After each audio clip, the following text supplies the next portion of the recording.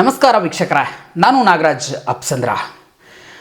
ಸಾಮಾಜಿಕ ಜಾಲತಾಣಗಳು, ಮೊಬೈಲ್ಗಳು ಅಪ್ರಾಪ್ತ ಮಕ್ಕಳಿಗೆ ಕೊಡಬಾರ್ದು, ಅವುಗಳನ್ನು ಅವರಿಂದ ದೂರ ಇಡಬೇಕು ಅಂತೇಳಿ ಸಾಕಷ್ಟು ಮಕ್ಕಳ ತಜ್ಞರಿರ್ಬೋದು ಅಥವಾ ಸಾಕಷ್ಟು ಕ್ರೈಮ್ಗಳನ್ನು ಅನಾಲಿಸಿಸ್ ಮಾಡುವಂಥ ತಜ್ಞರಿರ್ಬೋದು, ಇವರು ಸಾಕಷ್ಟು ಬಾರಿ ಹೇಳ್ತಾ ಇರ್ತಾರೆ ಮಕ್ಕಳನ್ನು ಮೊಬೈಲ್ಗಳಿಂದ, ಸಾಮಾಜಿಕ ಜಾಲತಾಣಗಳಿಂದ ದೂರ ಇಟ್ಟಿರಿ, ಇದರಿಂದ ಅವರ ಮನಸ್ಸಿನ ಮೇಲೆ ಅಗಾಧವಾದ ಪರಿಣಾಮ ಬೀರುತ್ತೆ. ಅದರಲ್ಲೂ ಏನು ಸಕಾರಾತ್ಮಕ ಪರಿಣಾಮಗಳು ಬೀರುವುದಕ್ಕಿಂತ ನಕಾರಾತ್ಮಕವಾಗಿ ನೆಗೆಟಿವ್ ಪರಿಣಾಮಗಳು ಜಾಸ್ತಿ ಬೀರ್ತವೆ ಅಂತಂತೇಳಿ. ಆದರೆ ಸಾಕಷ್ಟು ಪೋಷಕರು ತಮ್ಮ ಕೆಲಸದ ಒತ್ತಡಗಳು ಅಥವಾ ಇನ್ಯಾವುದೋ ನೆಪಕ್ಕೂ ಮಕ್ಕಳಿಗೆ, ಅಪ್ರಾಪ್ತ ವಯಸ್ಸಿನ ಮಕ್ಕಳಿಗೆ ಒಂದು ಮೊಬೈಲ್ಗಳನ್ನು ಕೊಡೋದನ್ನು ರೂಢಿ ಮಾಡ್ಕೊಂಡು ಬಿಟ್ಟಿದ್ದಾರೆ. ಇದೇ ಒಂದು ಬೆಳವಣಿಗೆ ಇವತ್ತು ಒಬ್ಬ ವಿದ್ಯಾರ್ಥಿಯ ಕೊಲೆಯಲ್ಲಿ ಅಂತ್ಯ ಆಗಿದೆ. ಅದು ಏನು 3 ಜನ ವಿದ್ಯಾರ್ಥಿಗಳಿಗೆ ಸೇರಿಕೊಂಡು ಒಬ್ಬ ಅಪ್ರಾಪ್ತ, ಅವರದೇ ಕ್ಲಾಸ್ಮೇಟ್ ಆದಂಥ ವಿದ್ಯಾರ್ಥಿಯನ್ನು ಕೊಲೆ ಮಾಡಿರೋದಕ್ಕೆ ಗಂಡು ಮೆಟ್ಟಿದ ನಾಡು ಹುಬ್ಬಳ್ಳಿ ಸಾಕ್ಷಿಯಾಗಿರ್ತಕ್ಕಂಥದ್ದು. ಹಾಗಾದರೆ ಈ ಒಂದು ಅಪ್ರಾಪ್ತ ವಯಸ್ಸಿನ ಮಕ್ಕಳ ಈ ಕ್ರೈಮ್ ಯಾವ ರೀತಿ ಆಯಿತು, ಅಸಲಿಗೆ ಈ ಕ್ರೈಮ್ಗೆ ಕಾರಣ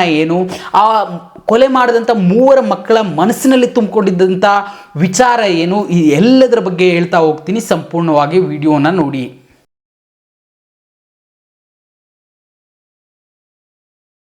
ಎಸ್ ವೀಕ್ಷಕರೇ, ಸಾಮಾನ್ಯವಾಗಿ ಸಾಕಷ್ಟು ಜನ ಹೇಳ್ತಾ ಇರ್ತಾರೆ ಮಕ್ಕಳಿಗೆ ಮೊಬೈಲನ್ನು ಕೊಡಬೇಡಿ, ಅಪ್ರಾಪ್ತ ವಯಸ್ಸರನ್ನು ಆದಷ್ಟು ಮೊಬೈಲ್ನಿಂದ ದೂರ ಇಡಿ, ಕೇವಲ ಎಜುಕೇಷನ್ ಪರ್ಪಸ್ಗಷ್ಟೇ ಮಕ್ಕಳಿಗೆ ಮೊಬೈಲನ್ನು ಕೊಡಿ, ಅದು ನಿಮ್ಮ ಉಪಸ್ಥಿತಿಯಲ್ಲಿ ನೀವು ಪಕ್ಕದಲ್ಲಿದ್ದಾಗ ಮಾತ್ರ ಅವರನ್ನು ಮೊಬೈಲ್ ಅಥವಾ ಸೋಷಿಯಲ್ ಮೀಡಿಯಾ ಬಳಕೆಗೆ ಅವಕಾಶವನ್ನು ಕೊಡಿ, ಉಳಿದಂತೆ ಸ್ವತಂತ್ರವಾಗಿ ಅವರಿಗೆ ಸೋಷಿಯಲ್ ಮೀಡಿಯಾವನ್ನಾಗಲಿ ಅಥವಾ ಮೊಬೈಲ್ಗಳನ್ನಾಗಲಿ ಅಥವಾ ಇಂಟರ್ನೆಟ್ಟನ್ನಾಗಲಿ ಕೊಡಬೇಡಿ ಅಂತೇಳಿ ಸಾಕಷ್ಟು ಜನ ಸಜೆಸ್ಟ್ ಮಾಡ್ತಾನೆ ಇರ್ತಾರೆ ಪೋಷಕರಿಗೆ. ಆದರೆ ಇದನ್ನು ಸಾಕಷ್ಟು ಪೋಷಕರು ತಮ್ಮ ಕೆಲಸದ ಒತ್ತಡಗಳು ಅಥವಾ ಆಧುನಿಕ ಜೀವನ ಶೈಲಿಯೋ ಅದನ್ನು ಅನುಸರಿಸೋದಕ್ಕೆ ಆಗೋದಿಲ್ಲ. ಜೊತೆಗೆ ಮಕ್ಕಳಿಗೆ ಮೊಬೈಲ್ ಕೊಡಿಸೋದನ್ನು ಟ್ರೆಂಡು, ಇತ್ತೀಚೆಗೆ ಫ್ಯಾಷನ್ ರೀತಿಯಲ್ಲಿ ಸಾಕಷ್ಟು ಪೋಷಕರು ಭಾವಿಸ್ತಾರೆ. ಈ ರೀತಿಯಾಗಿ ಮೊಬೈಲ್ಗಳನ್ನು ಕೊಡಿಸ್ತಾರೆ. ಮೊಬೈಲ್ ಇವತ್ತು ಸೋಷಿಯಲ್ ಮೀಡಿಯಾ ಅನ್ನೋದು ಎಲ್ಲವೂ ಸಹ ಬೆರಳಿನ ತುದಿಯಲ್ಲಿ ಸಿಗುವಂಥ ಒಂದು ದೊಡ್ಡ ಪ್ರಕ್ರಿಯೆ ಆಗಿರ್ತಕ್ಕಂಥದ್ದು. ಹೀಗಾಗಿ ವಿದ್ಯಾರ್ಥಿಗಳು ಅಥವಾ ಅಪ್ರಾಪ್ತ ವಯಸ್ಸಿನವರ ಮೇಲೆ ಇದೊಂದು ನಕಾರಾತ್ಮಕ ಪರಿಣಾಮಗಳನ್ನು ಜಾಸ್ತಿ ಬೀರ್ತಾ ಇರತಕ್ಕಂಥದ್ದು. ಇದರಿಂದಾಗಿ ಸಾಕಷ್ಟು ಜನ ವಿದ್ಯಾರ್ಥಿಗಳು ತೊಂದರೆಗೆ ಒಳಗಾಗ್ತಾ ಇದ್ದಾರೆ.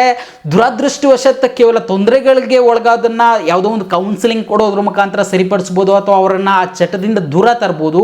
ಆದರೆ ನಾವು ಇವತ್ತು ಹೇಳ್ತಾ ಇರೋ ಕಥೆಯಲ್ಲಿ 3 ಅಪ್ರಾಪ್ತ ವಿದ್ಯಾರ್ಥಿಗಳು ಒಬ್ಬ ವಿದ್ಯಾರ್ಥಿಯನ್ನೇ ಕೊಲೆ ಮಾಡಿರ್ತಕ್ಕಂಥ ಘಟನೆ ನಡೆದಿದೆ. ಅದಕ್ಕೆಲ್ಲ ಮೂಲ ಕಾರಣ ಅಂತಂದರೆ ಈ ಮೊಬೈಲ್ ಹಾಗೇನೆ ಸೋಷಿಯಲ್ ಮೀಡಿಯಾ ಹುಚ್ಚು ಅಂತಂದರೆ ನೀವೆಲ್ಲ ನಂಬಲೇಬೇಕು.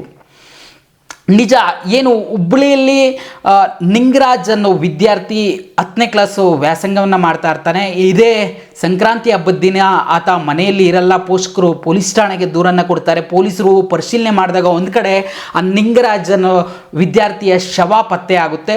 ಪೊಲೀಸರಿಗೆ ಆಶ್ಚರ್ಯ ಆಗುತ್ತೆ. ಈತ ಏನು 10ನೇ ಕ್ಲಾಸ್ ವಿದ್ಯಾರ್ಥಿ, ಈ ವಯಸ್ಸಿಗೆ ಈತನನ್ನು ಕೊಲೆ ಮಾಡುವಂಥ ಕಾರಣ ಏನಿತ್ತು? ಯಾಕಂತಂದರೆ ಕೆರೆ ಪಕ್ಕ ಒಂದು ಚಾಕುವಿನಿಂದ ಇರಿದು ಬರ್ಬರವಾಗಿ ಕೊಲೆ ಮಾಡಲಾಗಿರುತ್ತೆ.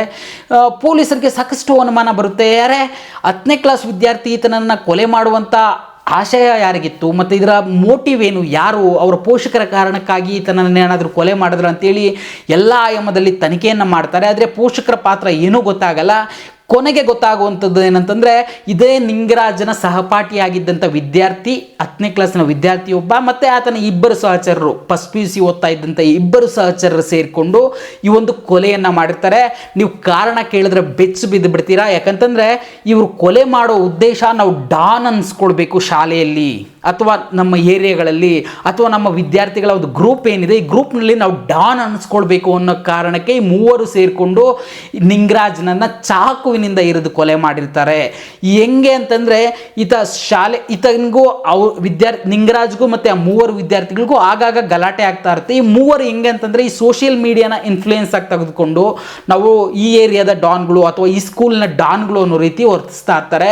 ಇದಕ್ಕೆ ಕಾರಣ ಅಂತಂದರೆ ಇನ್ಸ್ಟಾಗ್ರಾಮಲ್ಲಿ ಕೆಲವೊಂದು ಕಡೆ ಗಲಾಟೆ ಮಾಡ್ಕೊಳ್ಳುವಂಥ ವೀಡಿಯೋಗಳನ್ನ ಹಾಕೋದು, ಇದರಿಂದಾಗಿ ನಮ್ಮನ್ನು ಎಲ್ಲರೂ ಡಾನ್ ಅಂದ್ಕೊಳ್ತಾರೆ ಅಂತಂತೇಳಿ ಬಿಂಬಿಸ್ಕೊಳ್ಳುವಂಥದ್ದು. ಇಂಥ ಪ್ರಕ್ರಿಯೆಗಳಲ್ಲಿ 3 ವಿದ್ಯಾರ್ಥಿಗಳು ತೊಡಗಿರ್ತಾರೆ. ಅದೇ ರೀತಿಯಾಗಿ ನಿಂಗರಾಜ್ ಜೊತೆನೂ ಸಹ ಸಾಕಷ್ಟು ಗಲಾಟೆಗಳಾಗಿರುತ್ತೆ. ಕೆಲವೊಂದು ಕ್ಷುಲ್ಲಕ ಕಾರಣಗಳಿಗೆ ಆಗಾಗ ಗಲಾಟೆ ಕೂಡ ಮಾಡ್ಕೊಂಡಿರ್ತಾರೆ. ಕೊನೆಗೆ ಒಬ್ಬ ವಿದ್ಯಾರ್ಥಿ ಪ್ಲ್ಯಾನ್ ಕೊಡ್ತಾನೆ, ನಮ್ಮನ್ನು ಡಾನ್ ಅಂತೇಳಿ ಕರಿಬೇಕಾದ್ರೆ ಅಥವಾ ನಾವು ಇನ್ನಷ್ಟು ಪಾಪ್ಯುಲರ್ ಆಗಬೇಕಂತಂದರೆ ಏನು ಮಾಡಬೇಕು ಅಂತಂದರೆ ಇವನ್ನ ಮುಗಿಸ್ಬಿಡ್ಬೇಕು ಅಂತ ಹೇಳ್ತಾರೆ. ಸ್ಕೂಲ್ಗೆ ಹೋಗಿದ್ದಂಥ ನಿಂಗರಾಜ್ನನ್ನು ಕರೆದುಕೊಂಡು ಹೋಗ್ತಾರೆ. ಕೆರೆ ಹತ್ರ ಕರೆದುಕೊಂಡೋಗಿ 2 ವಿದ್ಯಾರ್ಥಿಗಳು ಆತನನ್ನು ಹಿಡಿದುಕೊಂಡ್ರೆ ಒಬ್ಬ ಆತನಿಗೆ ಚಾಕುವಿನಿಂದ ಎರಿದು ಕೊಲೆ ಮಾಡುವಂಥದ್ದು. ಸದ್ಯ 3 ವಿದ್ಯಾರ್ಥಿಗಳನ್ನು ಪೊಲೀಸರು ಬಂಧಿಸಿದ್ದಾರೆ. ಆದರೆ ಇಲ್ಲಿ ಇರ್ತಕ್ಕಂಥ ಪ್ರಶ್ನೆ, ಸೋಷಿಯಲ್ ಮೀಡಿಯಾ ಅಥವಾ ಮೊಬೈಲನ್ನು ವಿದ್ಯಾರ್ಥಿಗಳಿಗೆ ಕೊಡೋದ್ರಿಂದ ಯಾವ ರೀತಿಯ ಪರಿಣಾಮಗಳು ಬೀರ್ತಾ ಇದ್ದಾವೆ, ಯಾಕೆ ಸಮಾಜದಲ್ಲಿ ಇಷ್ಟು ದುಷ್ಪರಿಣಾಮಗಳು ಬೀರ್ತಾ ಇದ್ದರೂ ಪೋಷಕರು ಮಕ್ಕಳನ್ನು ಸಾಮಾಜಿಕ ಜಾಲತಾಣಗಳು ಮತ್ತು ಮೊಬೈಲ್ಗಳಿಂದ ದೂರ ಇಡ್ತಾ ಇಲ್ಲ, ಇದು ಪ್ರಶ್ನೆ ಆಗಿ ಕಾಡ್ತಾ ಇರ್ತಕ್ಕಂಥದ್ದು. ಅಲ್ಲದೆ ಈ ಒಂದು ಘಟನೆಯನ್ನು ನೋಡ್ತಾ ಇದ್ದು ಸಾಕಷ್ಟು ಪೋಷಕರು ತಮ್ಮ ಮಕ್ಕಳ ಬಗ್ಗೆ ಎಚ್ಚರಿಕೆಯಿಂದ ಇರಬೇಕು, ಮಕ್ಕಳ ಬಗ್ಗೆ ಕಾಳಜಿಯನ್ನು ವಹಿಸಬೇಕು. ಈ ಸೋಷಿಯಲ್ ಮೀಡಿಯಾ ಅಥವಾ ಮೊಬೈಲ್ಗಳು ಯಾವ ರೀತಿ ಪರಿಣಾಮ ಅವರ ಜೀವನದಲ್ಲಿ ಬೀರ್ತಾ ಇದೆ, ಯಾವ ರೀತಿ ಅದನ್ನು ಅನುಕರಿಸ್ತಾ ಇದ್ದಾರೆ ಅಥವಾ ಅದನ್ನು ಕೇವಲ ಪಾಸಿಟಿವ್ ಆಗಿ ತೆಗೆದುಕೊಳ್ತಾ ಇದ್ದಾರೆ, ಅದರ ನೆಗೆಟಿವ್ ಅಂಶಗಳನ್ನು ಯಾವ ರೀತಿ ಸ್ವೀಕರಿಸ್ತಾ ಇದ್ದಾರೆ ತಮ್ಮ ಮಕ್ಕಳು ಅನ್ನೋದ್ರ ಬಗ್ಗೆ ನಿಜಕ್ಕೂ ಪೋಷಕರು ಗಮನ ಕೊಡಲೇಬೇಕು. ಒಂದು ವೇಳೆ ಕೊಡದೇ ಇದ್ದರೆ ಈ ರೀತಿಯ ಅನಾಹುತಗಳು ಮತ್ತಷ್ಟು ಆಗೋ ಸಾಧ್ಯತೆ ಇರ್ತಕ್ಕಂಥದ್ದು. ಸೊ ನ್ಯೂಸ್ ಬಿಟ್ ಲೈವ್ನ ಕಳಕಳಿ ಇಷ್ಟೇ, ಪೋಷಕರು ತಮ್ಮ ಮಕ್ಕಳಿಗೆ ಸೋಷಿಯಲ್ ಮೀಡಿಯಾ ಆಗಲಿ ಅಥವಾ ಮೊಬೈಲನ್ನು ಕೊಟ್ಟರೂ ಸಹ ಅದರ ಒಂದು ಅನಾಲಿಸಿಸನ್ನು ಅಥವಾ ಅದರ ಸೂಪರ್ವೈಸೇಷನನ್ನು ಏನು ಮಾಡಬೇಕು ಅದನ್ನು ಮಾಡ್ತಾ ಇರಿ. ಆಗಷ್ಟೇ ಇಂಥ ಒಂದು ಅನಾಹುತಗಳಿಂದ ಮಕ್ಕಳನ್ನು ರಕ್ಷಿಸೋಕ್ಕೆ ಸಾಧ್ಯ ಅಂತ ಹೇಳ್ತಾ, ಈ ಮಾಹಿತಿ ಇಷ್ಟ ಆಗಿದ್ರೆ ಈ ಕೂಡಲೇ ನ್ಯೂಸ್ ಬಿಟ್ .live ಅನ್ನು ಸಬ್ಸ್ಕ್ರೈಬ್ ಆಗಿ ಇದೇ ರೀತಿಯ ಸುದ್ದಿಗಳಿಗಾಗಿ ನೋಡ್ತಾ ಇರಿ ನ್ಯೂಸ್ ಬಿಟ್ .live.